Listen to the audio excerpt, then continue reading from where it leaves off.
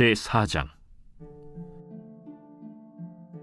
예수께서 다시 바닷가에서 가르치시니 큰 무리가 모여들거늘 예수께서 바다에 떠있는 배에 올라앉으시고 온 무리는 바닷가 육지에 있더라.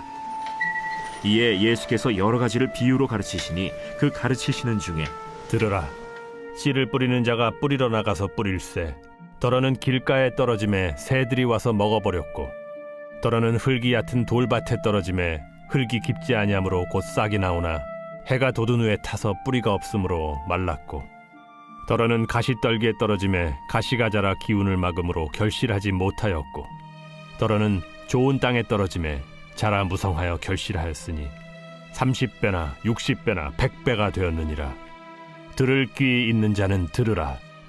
예수께서 홀로 계실 때 함께한 사람들이 12제자와 더불어 그 비유들에 대하여 물으니 하나님 나라의 비밀을 너희에게는 주었으나 외인에게는 모든 것을 비유로 하나니 이는 그들로 보기는 보아도 알지 못하며 듣기는 들어도 깨닫지 못하게 하여 돌이켜 죄사함을 얻지 못하게 하려 함이라.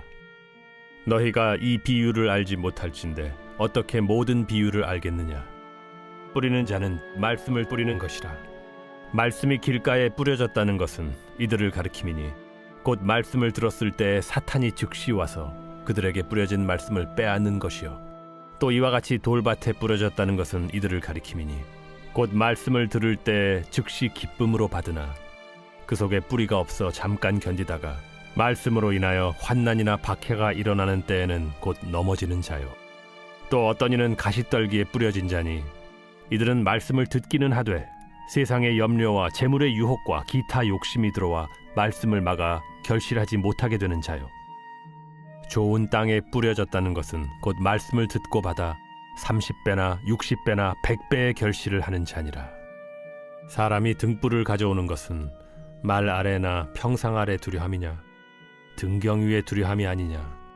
드러내려 하지 않고는 숨긴 것이 없고 나타내려 하지 않고는 감추인 것이 없느니라. 들을 귀에 있는 자는 들으라. 너희가 무엇을 듣는가 스스로 삼가라. 너희의 헤아리는 그 헤아림으로 너희가 헤아림을 받을 것이며 더 받으리니 있는 자는 받을 것이요 없는 자는 그 있는 것까지도 빼앗기리라.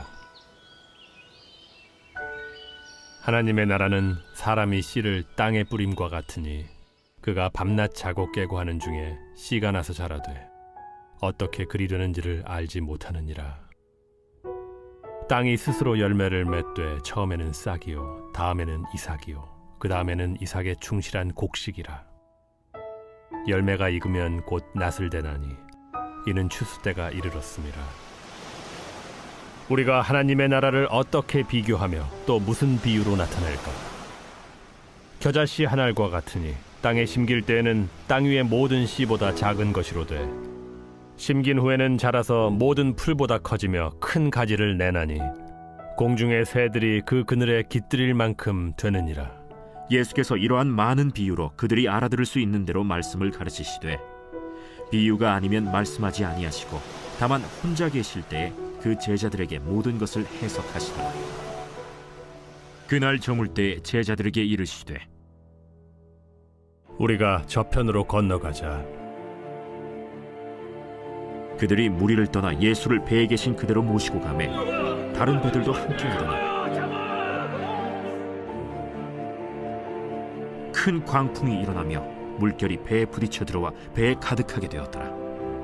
예수께서는 고물에서 베개를 베고 주무시더니 제자들이 깨우며 이르되 선생님이여 우리가 죽게 된 것을 돌보지 아니하시나이까.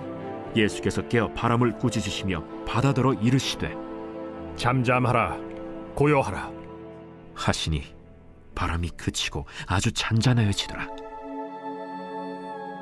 이에 제자들에게 어찌하여 이렇게 무서워하느냐? 너희가 어찌 믿음이 없느냐? 하시니 그들이 심히 두려워하여 서로 말하되 그가 누구이기에 바람과 바다도 순종하는가?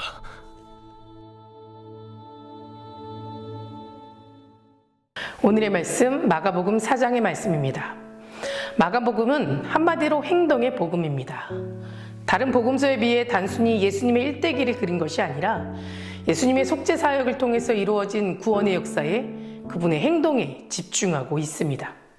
따라서 마가복음에서 말하는 제자의 삶이란 예수님의 행동을 따라하는 삶입니다. 예수님이 만나셨던 오해와 거절을 당하셨던 길을 가는 것이고 날마다 자신을 부인하며 십자가의 길을 걷는 것, 이것이 바로 제자의 삶인 것입니다. 오늘 말씀은 예수님께서 4가지 땅에 떨어진 씨 비유를 말씀하고 계십니다. 그런데 이 비유의 말씀은 사실 천국에 관한 천국 비유 말씀입니다. 그래서 예수님은 11절 말씀에 하나님 나라의 비밀을 너에게 주었다라고 말합니다. 비밀이란 것은 어떤 의미입니까? 무엇인가를 감추어져 있는 상태를 말합니다. 다시 말해서 예수님께서는 하나님 나라의 비밀, 즉 감추어져 있는 천국의 비밀을, 하나님 나라의 비밀을 계시해 주시지 않았다면 사람들은 아마 절대 알 수 없었을 겁니다. 이 계시라는 것은 손에 무언가를 움켜쥔 상태여서 뭐가 있는지 보이지 않게 되는데 예수님께서는 그 움켜져 있는 비밀을 펴시면서 천국의 비밀을 친히 우리에게 보여주신 것입니다. 이것이 은혜인 겁니다. 여러분들 모두는 하나님의 직접적인 계시 때문에 천국의 소망을 갖게 되었던 겁니다. 그러니 이것이 얼마나 큰 은혜이겠습니까? 그 당시 예수님께서 인간의 육신을 입고 오셔서 무엇을 전파하셨습니까? 천국의 복음을, 하나님 나라를 전파했습니다. 숨겨져 있었던 천국의 복음, 가장 귀한 이 보물, 복음을 전파하셨던 겁니다. 그러나 문제는 그 비밀을 들었던 사람들의 반응이 다 너무나도 다르다는 겁니다. 어떤 사람의 마음은 길가에 떨어진 씨와 같았습니다. 떨어지긴 했지만 그 비밀을 듣기는 했는데 금세 새들이 와서 먹어버렸다는 겁니다. 즉 15절의 예수님의 해석처럼 사탄이 즉시 와서 그들에게 뿌려진 말씀을 빼앗아 버렸다라는 겁니다.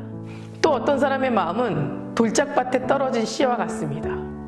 약간의 관심과 처음에는 기쁨을 가지고 천국의 비밀을 드렸지만 복음의 씨가 깊게 박히지 않았기 때문에 뿌리가 없어서 환난이나 박해가 일어날 때마다 다 말라버렸다고 하였습니다.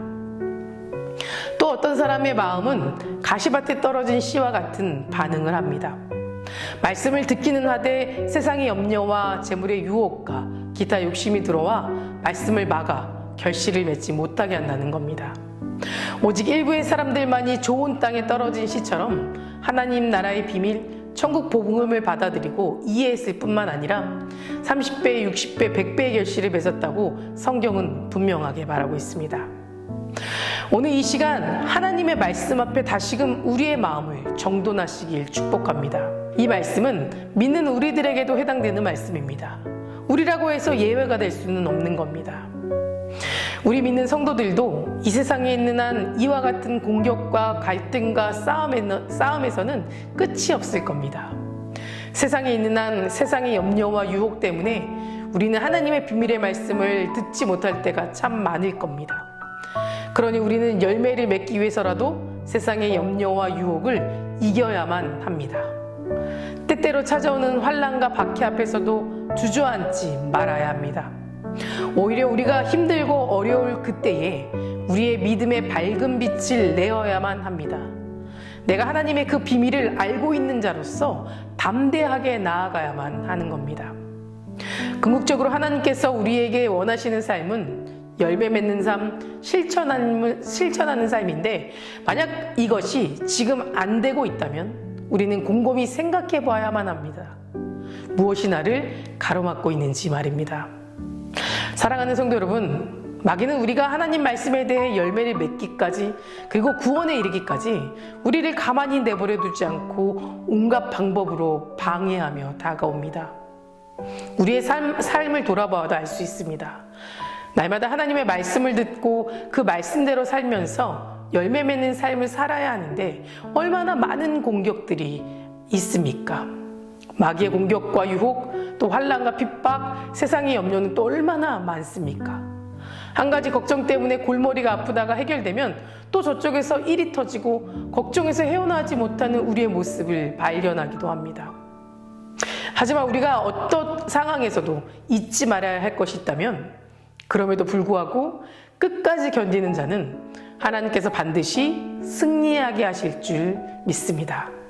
다 같이 기도하시겠습니다. 오늘은 목요일입니다. 목요일의 공동기도 제목은 다음 세대와 가정을 위해서 함께 기도하겠습니다. 우리 아이들이 예배의 자리를 떠나지 않게 기도해 주시고 다음 세대가 세상의 죄에 물들지 않고 믿음으로 자랄 수 있도록 기도해 주시기 바랍니다. 가정 예배가 회복되고 세워질 수 있도록 함께 기도해 주시기 바랍니다. 그리고 수험생을 위해 함께 기도하겠습니다. 수험생의 이름은 다음과 같습니다. 광민구, 구유진, 김성재, 김수민, 김시온, 김은혜, 류승철, 박도연, 오채원, 이명섭, 최민규입니다.